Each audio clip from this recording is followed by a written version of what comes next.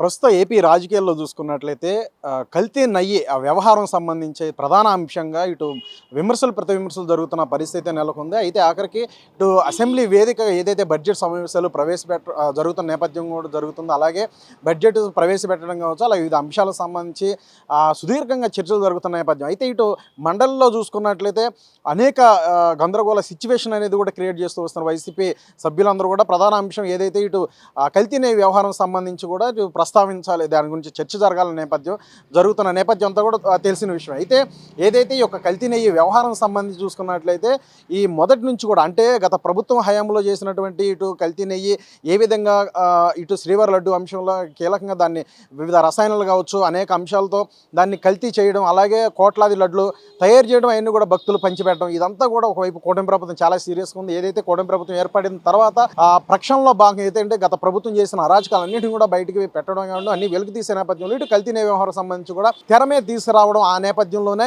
ఇటు అనేక విమర్శలు ప్రతి విమర్శలు అన్నీ జరుగుతున్న నేపథ్యం. ఒకవైపు ఇటు సుప్రీంకోర్టు కూడా వెళ్ళిన నేపథ్యం కనిపిస్తుంది. సుప్రీంకోర్టు పర్యవేక్షణలో ఒక సిబిఐ సిట్ అనేది కూడా ఏర్పాటు చేయడం, తర్వాత కొన్ని కీలకమైన అంశాలన్నీ కూడా వెల్లడిస్తూ ఒక రసాయనాలతో అనేక కెమికల్స్తో ఒక కల్తీ నెయ్యి అనేది సింథటిక్గా తయారు చేశారని ఫైనల్ ఏదైతే సిట్ అనేది నివేదిక అనేది ఇవ్వడం నేపథ్యంలో ఇటు రాజకీయ దుమారం ఏ స్థాయిలో రాష్ట్రంలో నెలకొందని అందరూ తెలిసిన విషయం. ఈ నేపథ్యంలో ఒకవైపు ప్రభుత్వం మొదట చూసుకున్నట్లయితే ఎన్డీడీబీ ఇచ్చిన రిపోర్ట్ ఏదైతే ఇటు జంతువుల కొవ్వు అన్నీ కూడా కలిసిన అనే ఒక నేపథ్యం ప్రస్తావించారు. కాబట్టి ఒకవైపు ఇటు సిట్ ఇచ్చిన దాంట్లో ఏదైతే ఇటు రసాయనాలు మాత్రమే కలిపారు, అలాగే జంతువుల్లో నెయ్యి అనేది ఎక్కడ కలపలేదు, ఎక్కడ దాంట్లో వినియోగించాలనేది సిట్ తేల్చేసిందంటూ మా క్లీన్ చిట్ ఇద్దంటూ వైసీపీ పదేగా వారి యొక్క వెర్షన్ వినిపించిన నేపథ్యంలో ఒకవైపు దీంట్లో ఖచ్చితంగా జరిగింది ఇటు జంతువులకు ఏదైతే కళేబరాలకు సంబంధించి కొవ్వు అన్నీ కూడా మిక్స్ చేశాడని ఒక అంశం మాత్రం ఒకవైపు తెర మీదకి వస్తూనే దానికి సంబంధించి ఏకసభ్య కమిషన్ అనేది రాష్ట్ర ప్రభుత్వం ఏర్పాటు చేయడం జరిగింది. మాజీ రిటైర్డ్ ఐఏఎస్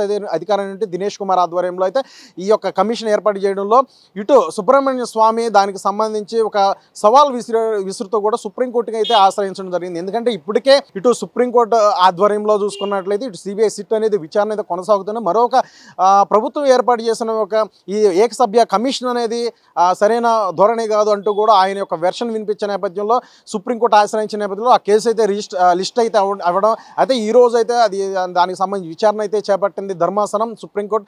ఈ నేపథ్యంలో కొన్ని కీలకమైన వ్యాఖ్యలు చేస్తా ఇది ఈ యొక్క ఏదైతే ఏకసభ్య కమిషన్ సంబంధించి ఏదైతే ప్రభుత్వం ఏర్పాటు చేస్తుందో దీనికి గ్రీన్ సిగ్నల్ ఇచ్చినట్టు కూడా తెలుస్తుంది. కూటమి ప్రభుత్వానికి ఆ గ్రీన్ సిగ్నల్ ఇచ్చినట్టు ఊరట లభించినట్టు కూడా తెలుస్తుంది. ఏదైతే పిటిషన్ అనేది సుబ్రహ్మణ్య స్వామి వేయడం జరిగింది, దీనికి సంబంధించి అయితే సుప్రీంకోర్టు కొట్టివేయడం జరిగింది. ఎందుకంటే ఒకవైపు సిబిఐ సిట్ ఎంక్వైరీ అనేది జరుగుతూ ఉన్న నేపథ్యంలో మరొక ఏదైతే ఇటు కూటమి తరపున ఈ యొక్క ఏకసభ్య కమిషన్ అనేది ఈ యొక్క విచారణకి ఏర్పాటు చేయడం ఇది సరైన పద్ధతి కాదు అంటూ కూడా ఇటు పొలిటికల్ ఎజెండాతో ఒకవైపు విచారణ వచ్చే అవకాశం, అంటే ఒకవైపు వెర్షన్లు వచ్చే అవకాశం ఉందంటూ కూడా తిని వెర్షన్ నేపథ్యంలో ఈ సుబ్రహ్మణ్య స్వామి సుప్రీంకోర్టు ఆశ్రయించిన నేపథ్యంలో సుప్రీంకోర్టు అయితే మొత్తం కూడా విచారించిన నేపథ్యం కొన్ని కీలకమైన వ్యాఖ్యలు అయితే చేయడింది. ఎందుకంటే ఇటు సిబిఐ సిట్ ఆధ్వర్యంలో జరుగుతున్న విచారణ కావచ్చు, అలాగే ఏకసభ్య కమిషన్ కూటమి ప్రభుత్వం ఏర్పాటు చేసిన ఏకసభ్య కమిషన్ విచారణ కావచ్చు, ఈ రెండింటికి కూడా దానికి సపరేట్గా విచారణ అనేది కొనసాగుతుంది. ఈ కల్తీ నెయ్యి వ్యవహారం సంబంధించి ఈ రెండింటికి మధ్య కూడా పరస్పర సంఘర్షణ అనేది ఏర్పడుతుంది. ఎందుకంటే ఇదేని వెర్షన్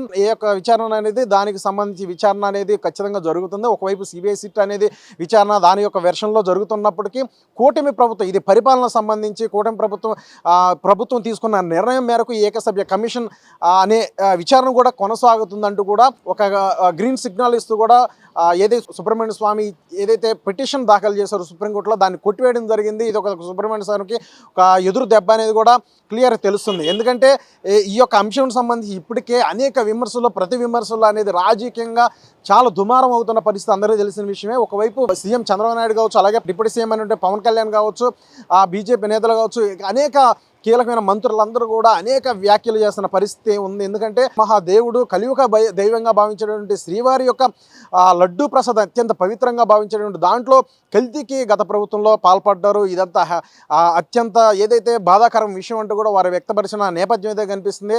ఏది ఏమైనా సరే దీనికి సంబంధించి ఖచ్చితంగా చట్టపరమైన చర్యలు అనేది ఖచ్చితంగా మేము తీసుకుంటాం.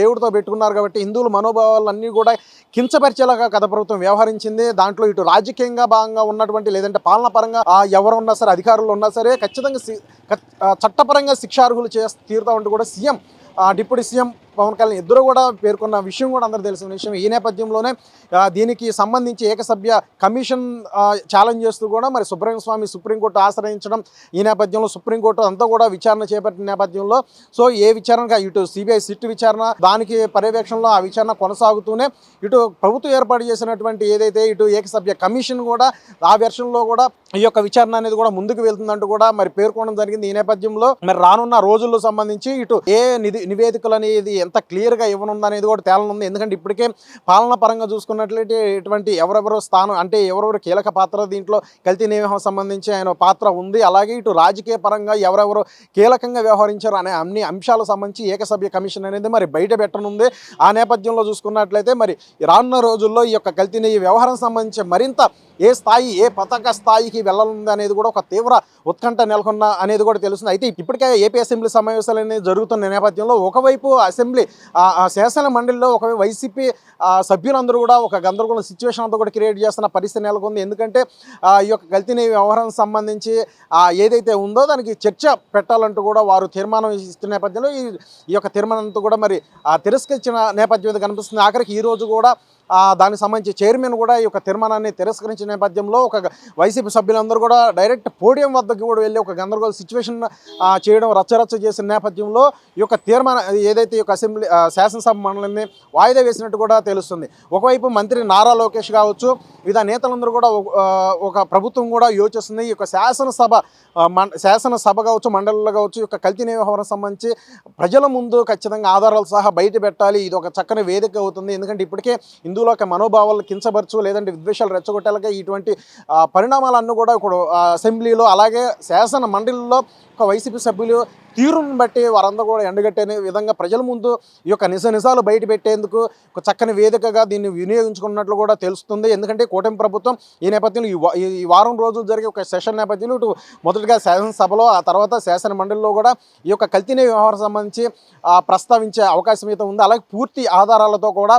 సో ఈ నేపథ్యంలో ఎవరెవరో పేర్లు వచ్చే అవకాశం ఉందా లేదంటే ఆధారాల్లో ఇప్పటికే సిబిఐ సిట్ వెలువడి చేసిన ఏదైతే నివేదిక ఉందో దానికి సంబంధించి కావచ్చు, ఇప్పటికే గతంలో ఇచ్చినటువంటి ఎన్డిటి జాతీయ సంస్థలు ఇచ్చినటువంటి నివేదిక కావచ్చు, అలాగే ఇప్పటికే ఏకసభ్య కమిషన్ అనేది ఏర్పాటు చేయడం జరిగింది. దాని యొక్క విచారణ అనేది ఏ స్పీడ్లో ఉంది, ఇటువంటి అన్ని కీలకమైన అంశాలన్నీ కూడా ప్రజల ముందు ఏపీ అసెంబ్లీ వేదికగా కూటమి నేతలు ప్రభుత్వం ముందు పెట్టడానికి యోచన నేపథ్యంలో ఒకవైపు శాసన మండలిలో కూడా ఇప్పటికే అనేక రచ్చ అనేది అనేక గందరగోళ సిచ్యువేషన్ అనేది కూడా ఇటు వైసీపీ సభ్యులు చేస్తున్న పరిస్థితి. ఒకవైపు ఈరోజు ఆఖరికి చైర్మన్ కూడా ఒక అసహనం వ్యక్తం చేసిన పరిస్థితి. ఎందుకంటే సభను జరగకుండా ఎందుకంటే ప్రశ్నోత్తరాల సమయం అనేది జరుగుతున్న నేపథ్యంలో ఈ ప్రశ్నోత్తరాల సమయంలో కూడా ఇటు వైసీపీ సభ్యులందరూ కూడా వారి యొక్క గందరగోళ సిచ్యువేషన్తో మరి పోడియం వద్దకు వెళ్ళడం ఇదంతా కూడా ఒక అసహనం కూడా చైర్మన్ వ్యక్తపరిచినట్టు కూడా ఈరోజు ఏ విధంగా ఆయన అసహనం వ్యక్తం చేసి అంతా కూడా తెలిసిన పరిస్థితి. సో చూడాలి రానున్న రోజులకు సంబంధించి ఇటు ఒకవైపు సిబిఐ సిట్ అనేది తన ఎంక్వైరీ అనేది